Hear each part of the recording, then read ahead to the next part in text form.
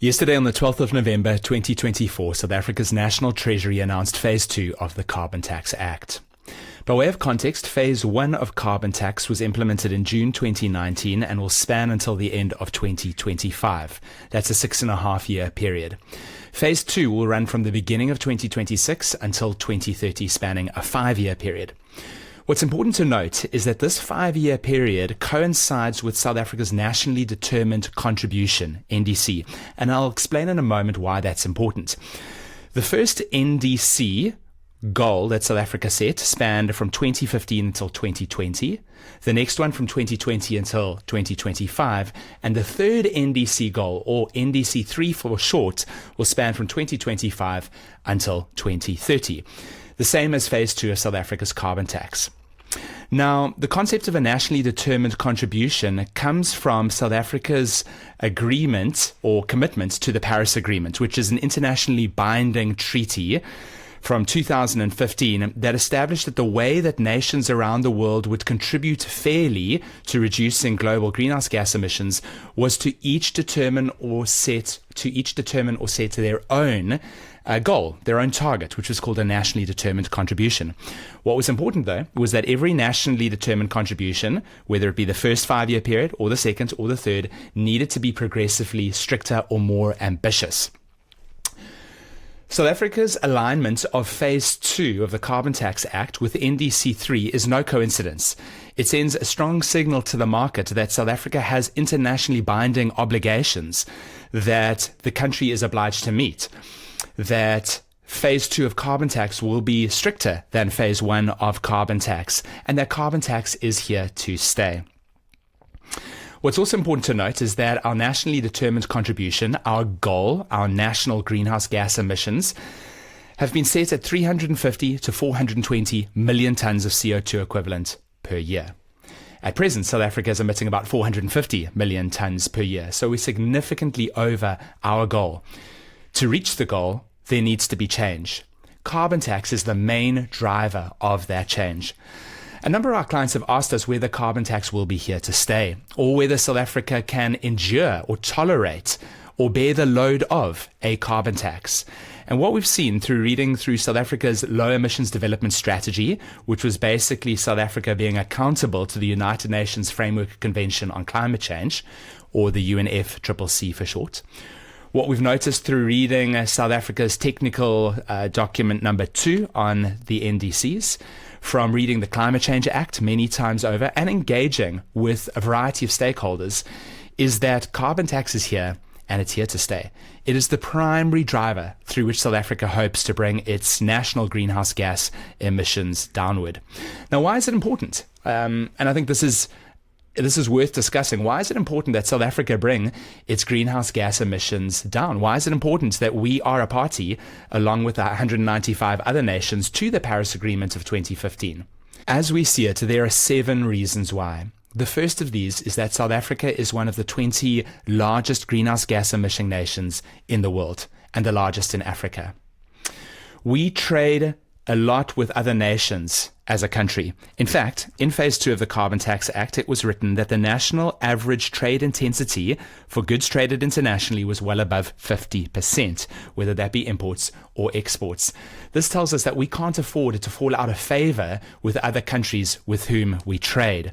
And being one of the world's largest emitters, we are in the public spotlight. We therefore have a responsibility to be seen by those with whom we trade to be doing everything in our power to reduce our greenhouse gas emissions if we want to continue to trade with those countries.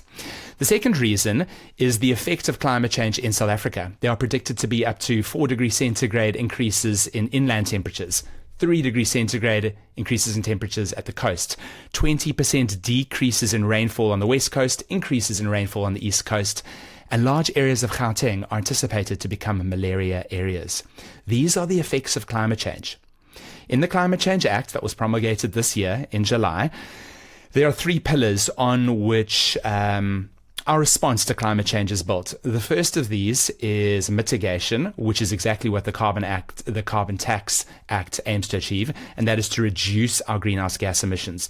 But even if we reduced our greenhouse gas emissions entirely and no longer emitted, we would still as a nation suffer the consequences of greenhouse gas emissions because of all those anthropogenic emissions that are already in the atmosphere. And that's where adaptation comes into play. Adaptation is essentially becoming climate resilient, whereas mitigation is becoming a low carbon economy. Now, the adverse effects of climate change that South Africa is going to experience are going to happen anyway, regardless of how much we mitigate or not. But nonetheless, we need to play our role, which is called our fair contribution under the international equity principles of common but differentiated responsibility. Those are big terms that I'll explain in a moment. But we need to play our role, our fair contribution in reducing our greenhouse gas emissions to have an impact on climate change within our country. Right, now I mentioned common and differentiated responsibility. Basically, that is a principle that acknowledges that developed countries have been emitting for a lot longer than developed countries like South Africa, and typically have better or more financial means to address climate change, to mitigate. And so therefore, although we as a globe have common and shared responsibilities to reduce our greenhouse gas emissions, they are also differentiated by way of history and by way of our present financial standing. Now, the third reason that South Africa needs to have a Carbon Tax Act is to attract investment in manufacturing. Let's take the automotive sector, for example. Think of companies like Volkswagen, BMW, Nissan, Mercedes, Bridgestone, Continental, Goodyear. All of these companies are foreign companies listed on foreign stock markets that choose to manufacture in South Africa. And yet, when they look at their global carbon footprint, by comparison to their global revenue, they say South Africa's manufacturing comprises only a small portion of our global revenue, and yet it is the largest carbon emitter. It is the blotch on our carbon footprint. That dissuades them from investing further into South Africa or starting new manufacturing operations. If South Africa does not have a Climate Change Act and a carbon tax that drives climate change behavior, then companies that are foreign, that are not presently manufacturing in South Africa, will be deterred from investing in South Africa. The fourth reason that we need a carbon tax is because the Climate Change Act is built on three principles, as I've mentioned: mitigation, reducing your greenhouse gas emissions; adaptation, getting ready for adverse weather events; and number three, financial flows. To make South Africa a place that is attractive for green financial flows, for money to flow into the country to finance carbon resilience projects, biomass combustion, solar, wind, etc., we need to have a carbon tax in place driving behavioral change. The fifth reason that we as a nation need carbon tax is actually to protect our businesses.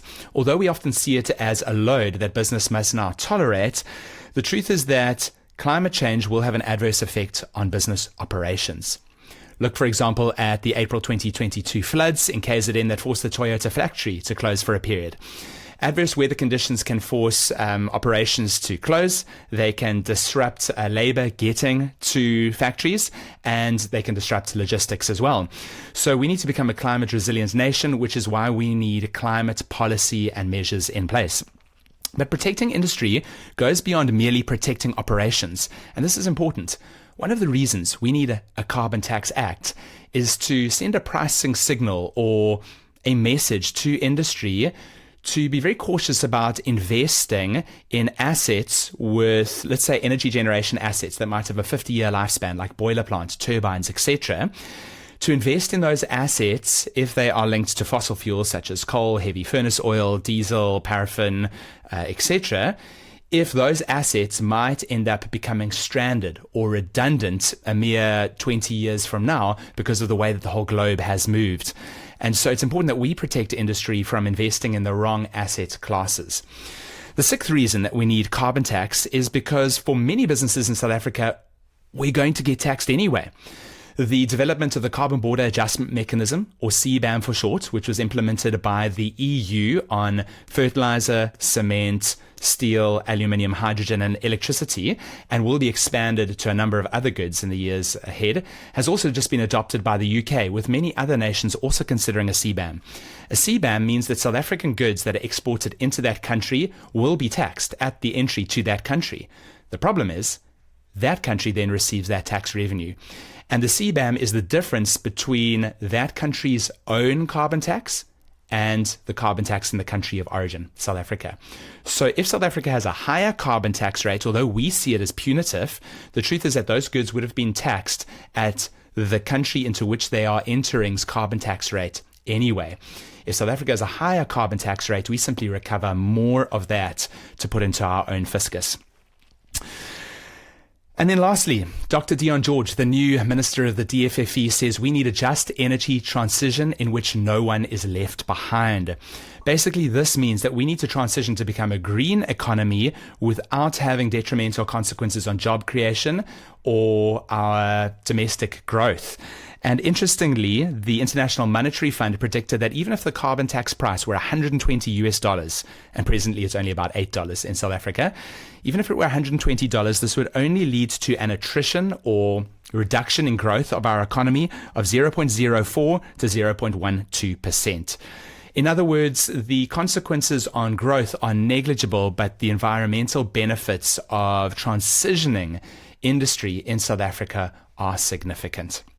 So all of this tells us that carbon tax is here to stay, which is why Phase 2 discussions paper was released yesterday. So let's take a look at that. Phase 1 of carbon tax 2019 set a carbon tax rate of 120 Rand per ton of carbon dioxide equivalent, but then went on to give a number of tax-free allowances, the first of which you didn't have to do anything to obtain, and that was a 60% basic tax-free allowance, followed by a 10% trade exposure allowance, and a performance allowance, carbon offset allowance, to voluntary carbon budget allowance.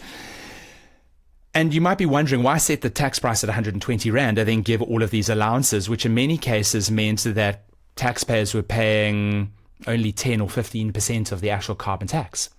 And the answer is the intention was to send a signal, a pricing signal to the market that carbon tax was priced at 120 Rand per ton, and you were getting a deal by virtue of all of these discounts or allowances. But in the future, those discounts and allowances might fall away. That was the message that was being sent. Then, on the 5th of January 2023, the Tax Laws Amendment Act came out and significantly increased those rates, ramping the rate up from 120 Rand per ton in 2019 to 462 Rand per ton in 2030. Once again, sending a signal to the market that carbon tax is here, it's here to stay, and it is increasing in value, which means you as an operator in the country need to formulate greenhouse gas mitigation plans. You need to consider your production and how you are going to decarbonize. Then, in 2024, Finance Minister Enoch Godongwana said that the allowances would be phased out. In some documentation, it was written gradually. In some documentation, it was said to be rapid.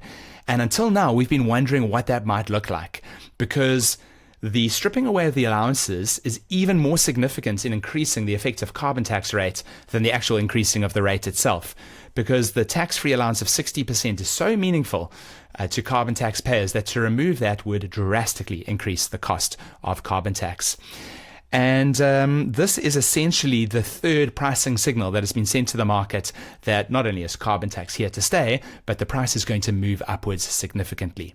Fortunately, what we see in the discussion paper that was released yesterday is that it is a very moderate approach to the removal of the allowances that is being suggested. So what are the nuts and bolts of carbon tax phase 2 for South African industry? Well, the first and the most significant is the reduction of the basic tax-free allowance from 60% down to 50% in 2026, ratcheting down to only 40% by 2030. Most of our carbon tax clients have been enjoying about 80% tax-free allowances, and so the reduction of the basic allowance from 60% down to 40% by 2030 will result in our clients' allowances dropping from 80% down to 60%. That means effectively a doubling in your carbon tax liability. In other words, if you've been accustomed to paying 3 million Rand in carbon tax, by 2030 you will be paying 6 million Rand in carbon tax. The other changes include the increase in the performance allowance, but bear in mind there are only 16 industries in South Africa that presently qualify for the performance allowance. The increase of the carbon offset allowance by 15%. In other words, a lot more space for companies to buy carbon credits to reduce their carbon tax. And there's a lot of talk in that space about a South African locally accredited carbon credits scheme and transparency and accountability. Number 3, It's the removal of the voluntary carbon budget. We would still urge you, if you don't presently have a voluntary carbon budget, to get in contact with us so that we can apply for one for you, because you can still reduce your tax significantly in the 2024 and 2025 carbon tax years if you have a voluntary carbon budget, and we can do that for you. But from the beginning of 2026 onwards, the voluntary carbon budget allowance will fall away and will be replaced instead with mandatory carbon budgets. In other words, the nation of South Africa has chosen its nationally determined contribution, which is its greenhouse gas emissions target for the whole country. That is then broken down or divided like a pizza being sliced up into sectors. And we have sectoral emissions targets, then we have subsectoral emissions targets. And from those small pots, each company within a subsector is assigned a carbon budget. Notice the use of the word assigned there. The company does not have a say. Government assigns you a carbon budget, and should you exceed that carbon budget or emit more carbon dioxide equivalent than you are allowed to, then you'll be taxed at a much higher tax rate at 640 Rand by comparison to the initially regulated carbon tax rates of 120 Rand per tonne, or the present rate of 462 when we get to 2030. We're also going to see the trade exposure allowance be harder to get. Whereas you only needed to prove that you were 30% trade exposed previously based on a specific formula, you now need to prove that you are 50% trade exposed or more in order to qualify for that allowance. You can still qualify if you are between 20 and 50% trade exposed, you just don't get as much of the allowance. And the last changes in phase 2 include the following. Firstly, process and fugitive emissions allowance will remain the same. And the reason for that is it's often hard to reduce your greenhouse gas emissions that arise from a process. For example, if you are processing limestone, it is hard to reduce those emissions that are stoichiometrically linked to the process. So for that reason, that allowance will remain unchanged. There will be electricity price neutrality going forward. Now, this is very interesting. Previously, electricity was not regulated and did not pay carbon tax, but was instead taxed with the electricity generation levy. The electricity generation levy will fall away. It will be replaced by carbon tax at the same price, so that there's electricity pricing neutrality. But this shift will mean that electricity producers are compelled to begin to reduce their carbon footprint, whereas at present they are not. And then lastly, Section 12L for energy efficiency will come to an end at the end of 2025. But Section 12L type initiatives, it will be possible to include them under the carbon offsets. And the goal is to reduce non-taxable carbon dioxide emissions and to foster job creation and projects within the economy. This is a complex and a difficult space to navigate, and we understand that. Carbon tax is not easy, albeit necessary, and it is tricky for industry to work around and to properly calculate. We're here to support you. If you would like us to undertake a carbon tax eligibility assessment to see whether your company triggers carbon tax, or whether you presently pay carbon tax and would like us to perform your carbon tax calculations, or simply review your own calculations or the calculations of your accountant or service provider, we're here to help. If you would like us to undertake a decarbonization study, or in other words, it's called a greenhouse gas mitigation plan in the Climate Change Act, to help you reduce your carbon footprint, we can help in that way as well. Thank you for watching this video.